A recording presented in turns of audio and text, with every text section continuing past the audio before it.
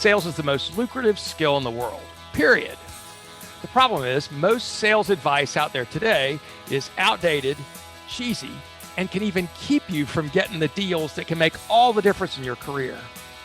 This is the No BS Sales School, a podcast for entrepreneurs and salespeople who want to master the skill of selling without all the BS. Welcome to No BS Sales Podcast. I'm your host, Walker McKay.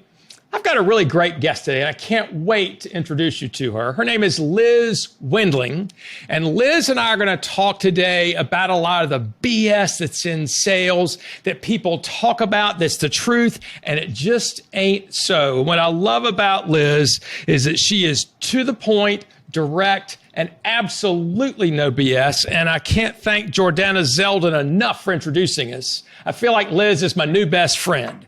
She is a nationally recognized business consultant, sales expert, and emotional intelligence coach. She combines a rock-solid sales background with a passion for coaching, and the result is a powerful new way to understand how to sell in today's crowded marketplace. Hey, Liz, welcome to the show. I'm so glad you're here. I'm happy to be here. I've been looking forward to this morning. I'm glad we got our cameras to work because I told you I got ready for you. I took a shower and did my hair. I know, looking good too, of course. So tell me something. Take 2 minutes and tell me, how did you get to be this nationally recognized author, coach, sales guru? How'd you get there?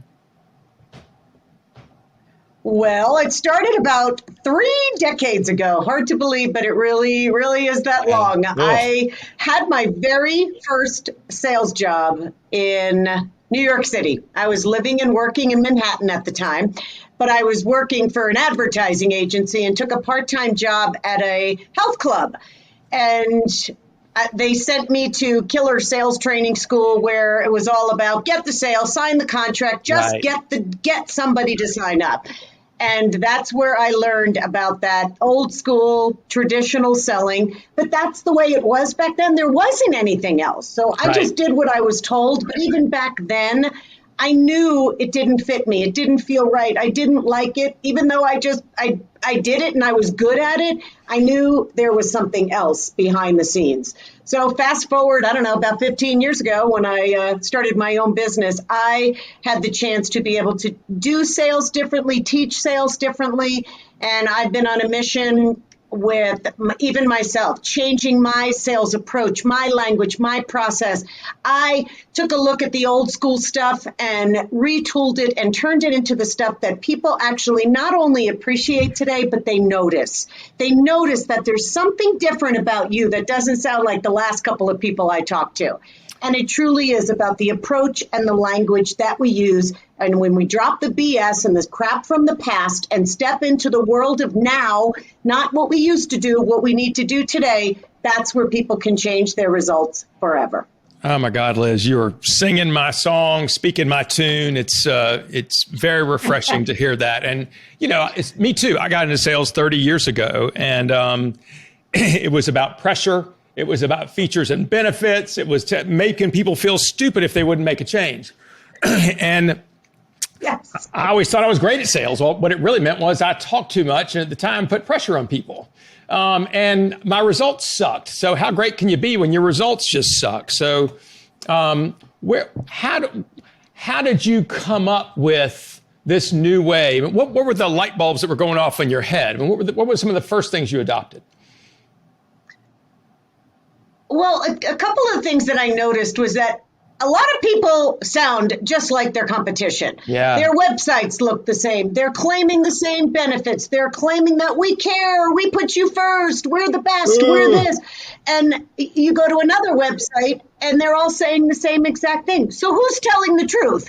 And the only way the consumer, a potential client, your ideal customer, can start to decipher you from someone else is when you show up differently, when you act differently, when you sound different. And where I first started was with language. And I started taking out all the BS of, I'm just following up, I'm just touching base, I hope you had a great weekend, I hope this email finds you well, and all that crap that only makes us blend in, it doesn't make us stand out.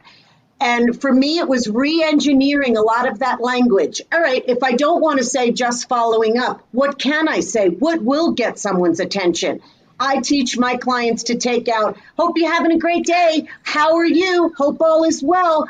Those filler, crappy bullshit statements, don't do it anymore. Everyone else is doing it, and people are using those statements, and I know they're not trying to be annoying, but starting out an email that way is annoying because everyone is saying that, and it sounds cheesy. It's and completely cheesy. You don't know me. And nobody gives a shit. We know the person, if I get an email like that, I know they don't give a shit how my weekend was. I know they don't give a shit how I'm doing today unless I'm a prospect for them. And so what do you suggest people, how do you suggest people open emails or follow up? I hate I'm just following up. I'm just circling back. I'm just touching base. I tell my salespeople, I want to punch you in the face if I hear that from you or anybody else. Yep. No more F word. Well, first of all, the filler words, the minimizers, sorry to bother you again, or I hope you're doing well. I hope this email finds you well. First of all, if you don't know the person that you're communicating with, if I am a prospect and you don't know me, don't think for 1 second that I'm going to believe that you tapped that out just for me, that you really hope that this total stranger had a great weekend. I don't buy it, don't believe it, and right away you make me start to now discount the message because you're throwing out something that half the planet or more is using, and it doesn't do anything to grab my attention and get my interest. And I tell people that if you don't get anyone's attention, you're never going to get their business. Leave that crap out. It doesn't belong in the beginning of an email. Get to the point, right? We have 3 seconds now in this day and age to get someone's attention, and you're starting out wasting your time with that crap, and leave it out. Take it out and get right to the meat of your message. People will appreciate it and they'll notice it. And if you are one of those people who say, because I hear this all the time, but Liz, I don't want to get right down to business. I want them to know that I really am a nice person. Well, they don't want another nice person in their inbox. If you feel like you have to be nice, put it at the end and say, hope you had a great weekend. That's fine. But re-engineer your emails so that you're not starting out spammy looking and outdated. Put it at the end if you have to, but get to the point because people are reading their emails with their finger on the trigger of the delete button. And if you want to be shuttled off to the delete button, then start your emails with that crap. Same is true with voicemail, right? If you have that kind of, I guess say you got about 4 to 5 seconds to get somebody's attention on a voicemail. And if you start off with some bullshit, then you're not going to get it. So what do you suggest for voicemails, Liz? That's right. You get right to the point. Hey, Bob, Mary Jones, just identify who you are. Reason for my call is. Get to the reason, or say, in our last conversation, or last time we spoke, you mentioned this, or we agreed to have set up our next meeting. Yes. Get to the point, because people are listening to their voicemails the same way. When you start an email, hi, I hope you're doing well. I hope you had a great holiday. And can you believe it's already December? That crap just makes people roll their eyes and want to disconnect you right away. So I teach people, get to the meat of the message and respect someone's inbox or voicemail. And you respect it so much that you get to the point. You can be nice and friendly and kind and generous, but be that way when you're having conversations with people. Leave out all that filler stuff in your voicemails and email. Let people see you whether you're on a Zoom, a camera, face-to-face. You can be that kind and generous person, but in your emails, you want to be respectful and you want to respect the time that it's going to take for them to go through all of their messages. I 100% agree with you. I also think the best way that you can show that you are kind is to listen to people. Do what other salespeople don't and actually listen. And when somebody makes a statement or they're talking, repeat back what you just heard. Did I hear this about right?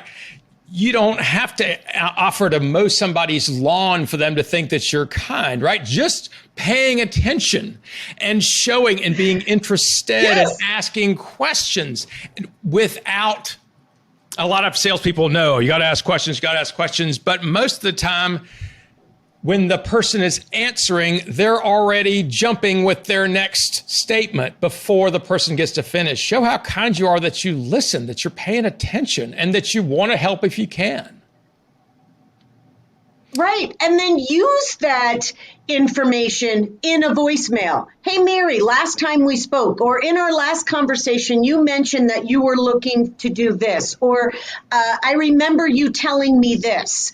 That sends a message that I listened to you, I heard you, and now I'm repeating it back to you, and I'm not wasting your time by telling you, I hope you had a great weekend. Or when you're also leaving messages that say, I know you're busy, so I'll get to the point. I know you're swamped, so I won't waste your time. Well, guess what? You just did. You just did, right? Don't say it, just get to the damn point. God. That's right. Where'd you grow up, Liz? I grew up in New Jersey. I was born in the Bronx and grew up in New Jersey. So there's a little bit of that like no BS that still lives in me, even though I live in Colorado for the last 28 years. There's still my inner Jersey girl. And no, it's good. I like the directness. Can't get rid of her. I mean, I like the directness. And I think down in the South, too, I mean, people talk with grits in their mouth, of course, but we're always taught to be nice and all those kind of things. And have you and I talked about the difference between nice and kind? Did we talk about that? We haven't gone there, but boy, that is a really, really good conversation to start with, because nice, kind, and even authentic is very, very different. Very different. Tell me what you think the difference between nice and kind is. Where do you see that? Well, I actually see nice and kind in one bucket, and then I see authentic in another bucket. Okay. And people mix up nice and kind with, they think, oh, I'll just be nice to people and they'll buy from me. Or they think that being nice versus being authentic. They think that there's a big difference between let me be nice versus let me be real. How about I be real with you and tell you what I'm thinking? Or if I say, you know what, Walker, I know that you mentioned that you might want to go down this path, but I think we should spend some time talking about this because I'm not sure that that's really what you need. Yep. Instead of, oh, okay, I could do that. Oh, I'll discount. I want to be nice. No, I'll bend over backwards for you. No. Let me be kind. Let me drive that to you. No, how about being authentic and real and pushing those buttons by saying, I'm not sure that's the best route. Or you know what, when someone says to me, could you put together a proposal, Liz? And it's way too early in the conversation for a proposal. And I know that. But a lot of times they think that's the next step. And I'll push back and say, Walker, I know that a proposal is a good idea, but I think it's a little premature for that. Before we do that, I think you and I need to dig in a little deeper around A, B, and C. 100%. Because I'm not sure if I have the full grasp of the issue you're going through. How about we do this? Let's dig in a little deeper, and then I'll do a proposal when it makes sense, but right now it doesn't. Versus someone who's nice, someone who's kind, and says, sure, I'll stay up all night putting that together for you, even though I don't know what you need. I'll take my whole weekend working for you. And then what you'll do is you'll delete my proposal because I didn't get to the meat. I didn't show you that I have insight and information that could help you. 100%. You know, you and I parse that slightly differently, but I think believe the same thing. I put a difference between nice and kind. I say nice is doing what somebody else wants you to do, and kind is doing the right thing on behalf of them. And that nice is weakness and kind is strength. And so I think the way you just matched kind with authentic, meaning caring, I want to do the right thing, right? But if somebody asks for a proposal too early in the process before we understand, I like to say, look, you're on page 8, I'm back on page 2. We're going to get there, right? Can we go back to page 2 so I can understand a little bit better? What are some of the other things that you see? And people appreciate that. They do appreciate it. People are like, oh yeah, thank goodness, because they don't know how to buy what we have. And I don't give a shit how many times they've bought it before. They've often bought it from weak, crappy salespeople. So what are some That's other so thing true. what And do you think are some of the things, other BS things that salespeople do that we need to quit doing?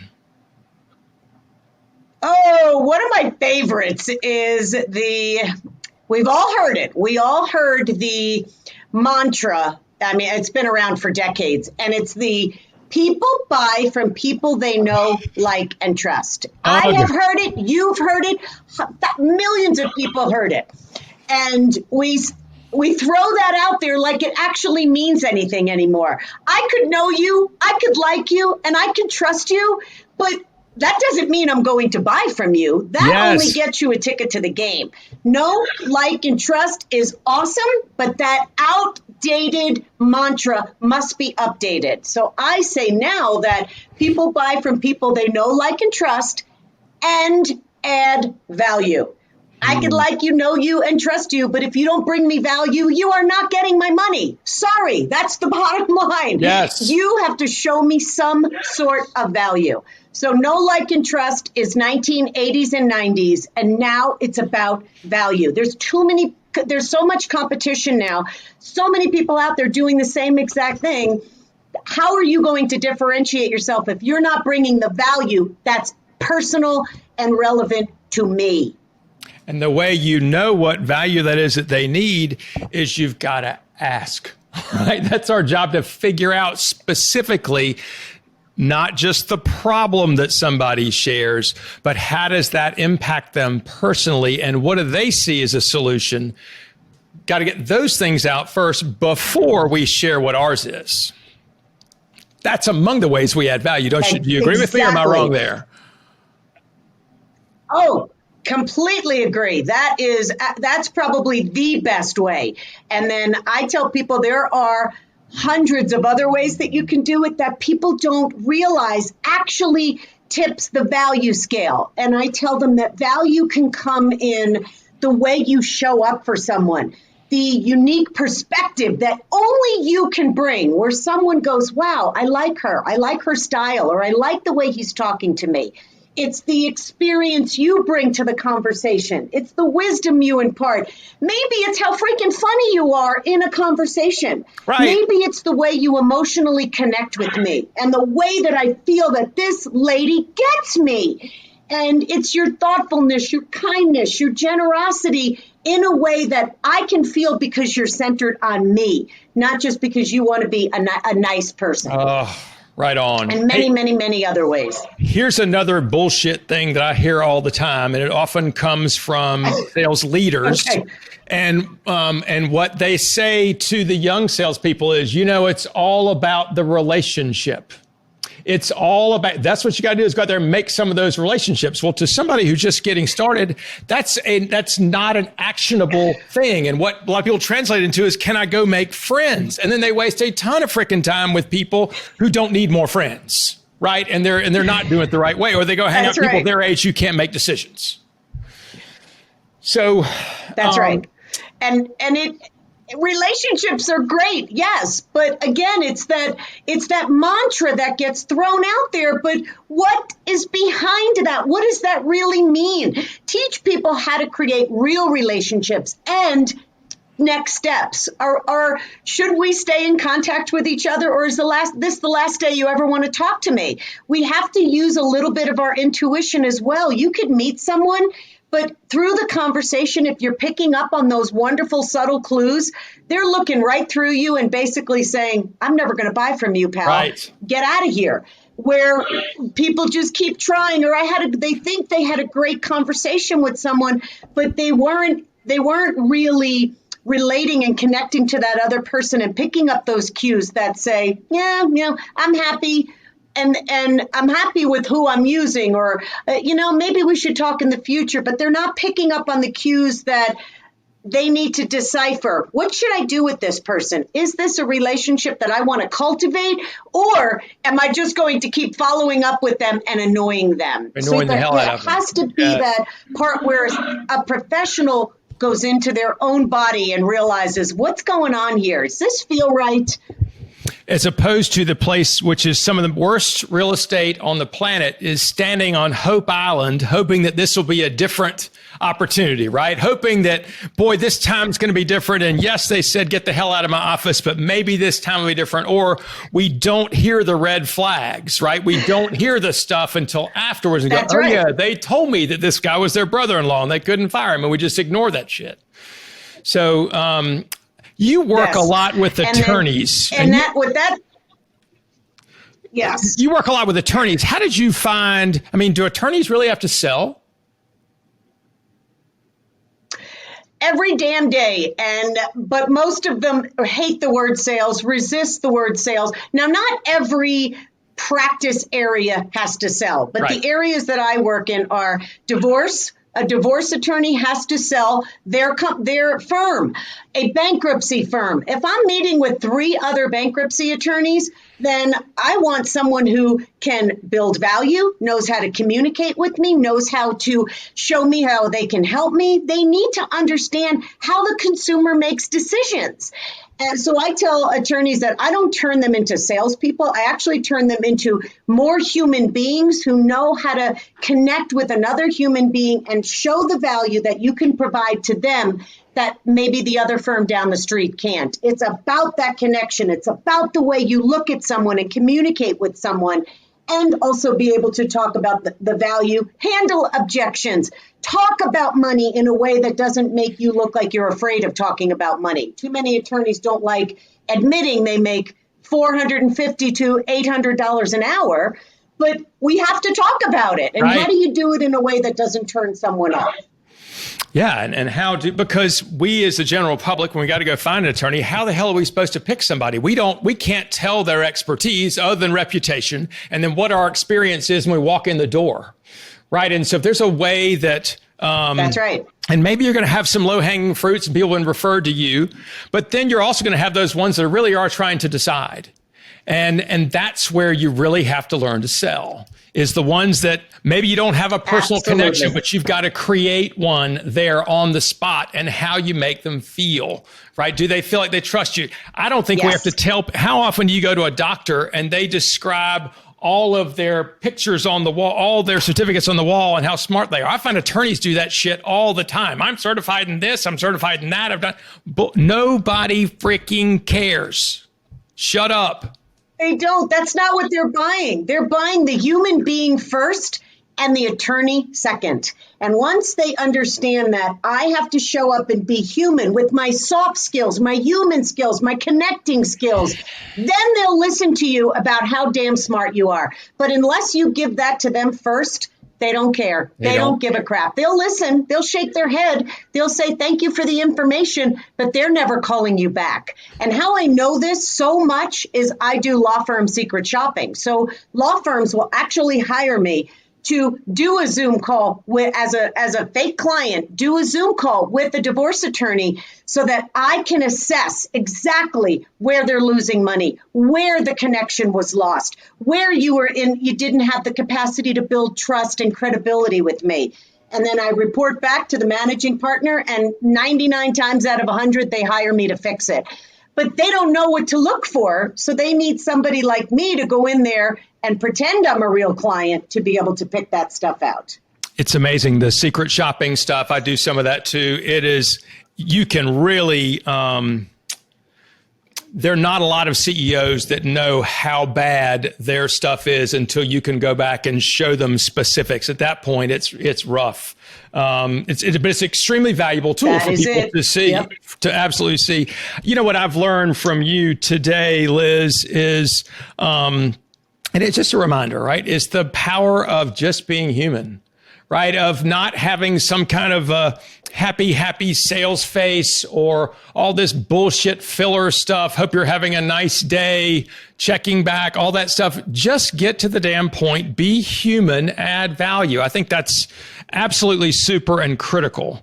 Hey, Liz, how could people find you? Because I know that people want to follow up. How can people find you?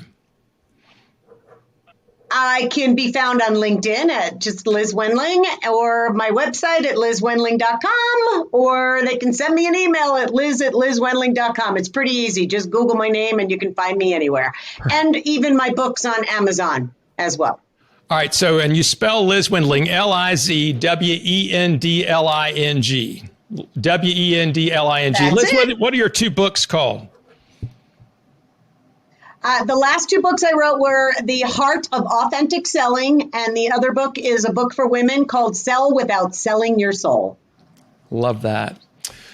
Y'all, Liz Wendling is the real deal. She is great. She is dynamic, and she's fun to talk to and super smart. So I recommend, if you're interested, please reach out to Liz. At least follow her on LinkedIn. Get her social media stuff. It's excellent.